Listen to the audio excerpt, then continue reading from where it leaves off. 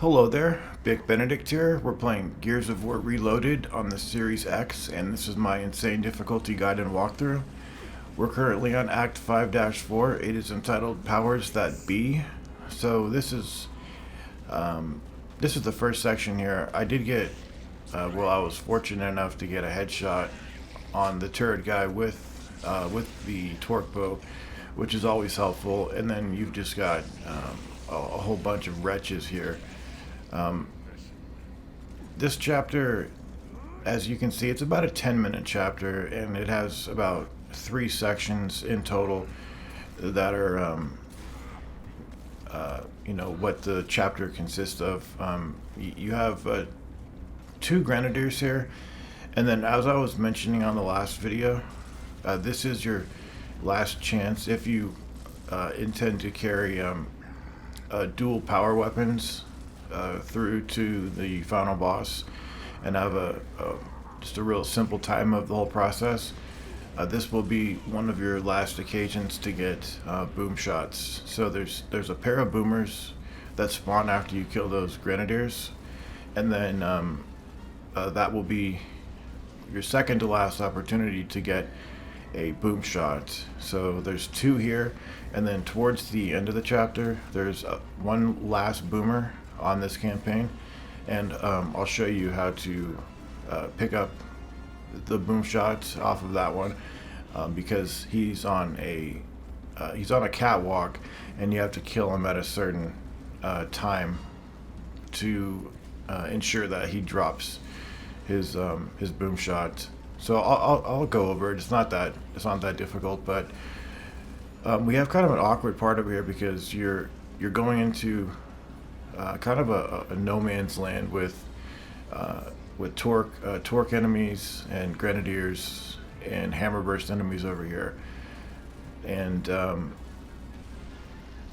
so if you do want to pick those up, and it's not vital that you do this, but we will be taking the boom shot and the torque to ram. You don't have to have all of your ammunition maxed out to the brim for that fight, because you can use it a little bit, but if you do want to carry those weapons, the torque is not a problem because it's such a prolific drop on 5.7.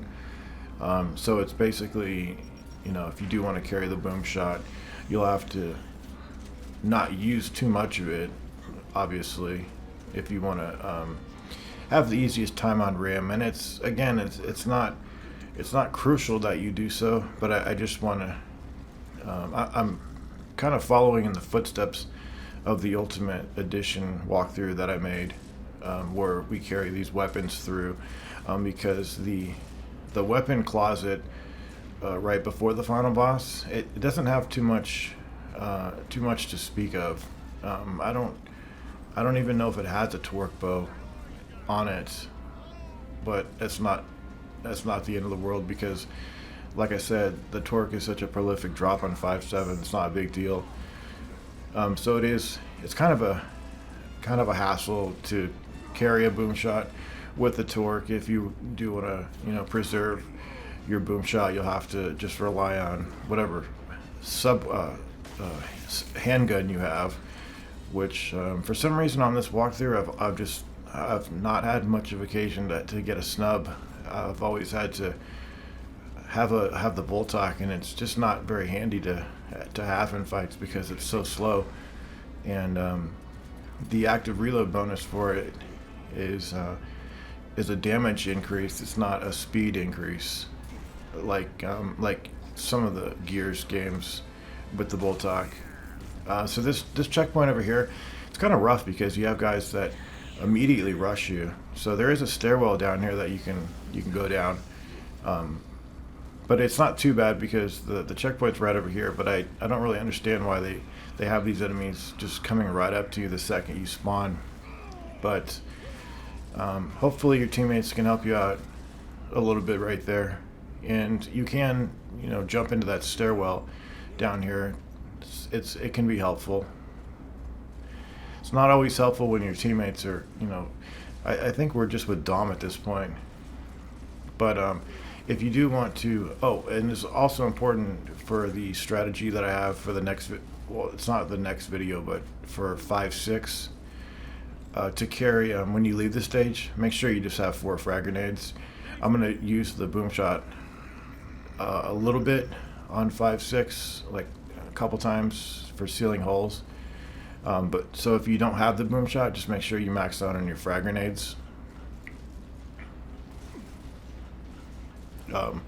And again, these are all just recommendations. It's not vital, but also it is handy, you know, if you are going to be carrying weapons and you don't want to reset fresh off the next the next stage. Make sure you leave the stage with a lancer and whatever power weapon you want. So I would probably leave this stage, if I were you, leave it with a boom shot and a lancer and 4 frag grenades. And if you can find yourself a snub, that's good, because I would be interested to know how many pickups for a snub there are just on maps, because like you've seen on the campaign, I never have a snub. I never have occasion to find one.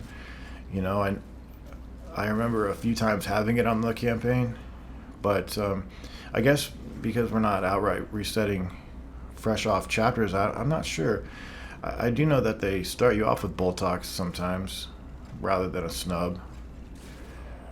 So here's a checkpoint over here. I'm not sure why that Theron was just standing right there, but you'll come up here. There's a checkpoint. There's a cutscene. So when you mantle over this, push up just a little bit to about right there, fall back, and that's going to spawn the Therons and the boomer. Now this boomer over here, this is the last boomer in the campaign, and you'll need to kill him before he walks too far down the catwalk, because and every time that I've killed him and he's walked too far down the catwalk, his boom shot doesn't drop in the way that it does right there. You notice it dropped down to where we could reach it. But if you let him walk too far down the catwalk, and I don't know if this is categorically true, like universally true, but I've never had him drop his boom shot down here if I've let him walk too far down that catwalk, because if he does drop it up in that catwalk, there's no way for you to get it. So this is the final checkpoint. If you mantle over this piece of cover, charge your torque, because there is a Theron right over here. You have to walk down here a little bit more. I thought just mantling over would do it.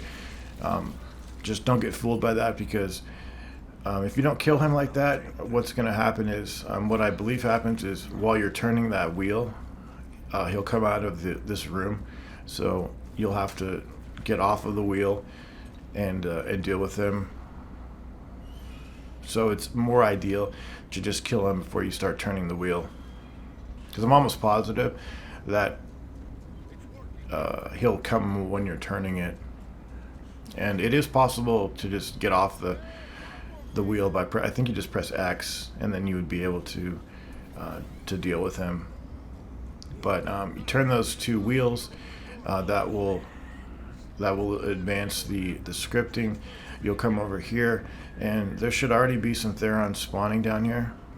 There's a couple down here, as you can see, and in the main room that we're advancing towards, there's a couple more enemies to deal with. So just remember, pick up the Lancer.